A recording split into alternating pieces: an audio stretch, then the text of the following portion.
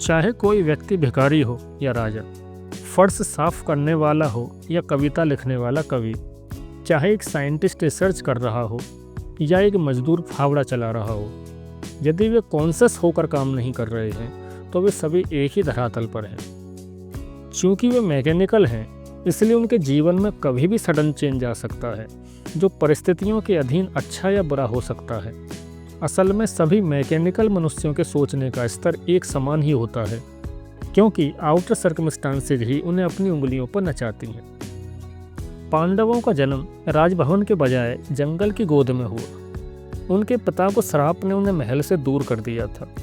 श्राप कुछ नहीं, बस जीवन की बड़ी से बड़ी भूलें होती हैं, जो आदमी के जीवन की डायरेक्शन चेंज कर देती हैं। यही पांडवों के लिए वरदान साबित हुआ।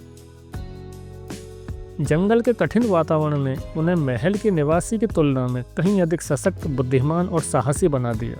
इसी योग्यता के बल पर उन्हें वापस हस्तिनापुर का राज्य प्राप्त हुआ। किंतु महल की सुख सुविधाओं के आते ही पांडव फिर से सांसारिक चकाचौंध से आइडेंटिफाइड हो गए। इसी असावधानी का लाभ उठाकर उनके चचेरे भाइयों ने उन्हें लाक्षागृह के षड्यंत्र में फंसाया। इस अग्निकांड से किसी तरह बचकर वे पुनः जंगल में पहुंच गए। इस दूसरे वनवास में उन्होंने सेल्फ ऑब्जर्वेशन किया और सेल्फ स्टडी से अपनी कमियों को सुधारा।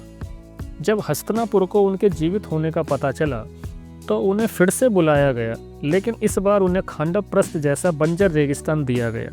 अपनी नई विल पावर और मेहनत से उन्होंने इस उजाड़ को इंद्रप्रस्थ जैसे वैभवशाली नगर में बदल दिया। परंतु इंद्रप्रस्थ के उस शिखर पर पहुंचकर वे फिर मैकेनिकल हो गए। जुए और मदहोशी के खेल में उन्होंने अपना राज और गौरव सब कुछ दांव पर लगा दिया और हार गए।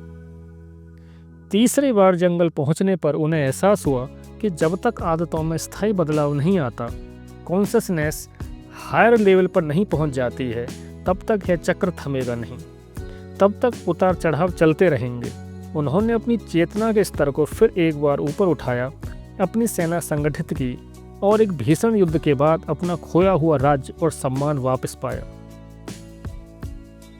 परंतु इस बार उन्हें परम सत्य समझ आ गया था कि निरंतर सेल्फ रिमेंबरिंग के बिना इंसान कभी भी वापस पुराने और निचले स्तर पर गिर सकता है। सेल्फ रिमेंबरिंग ही चेतना को उच्च स्तर पर ले जाती है और स्थायी परिवर्तन करती है। इसलिए इस बार राज्य मिलने पर उन्होंने बहुत ही डिफरेंट एक्शन लिया। उन्होंने स्वेच्छा से अपना राजपाट अगली पीढ़ी को सौंप दिया और स्वयं को पूरी तरह पहचानने और कॉन्शसनेस डेवलपमेंट के लिए स्थायी रूप से जंगल की ओर प्रस्थान कर गए। यही सत्य की विजय थी।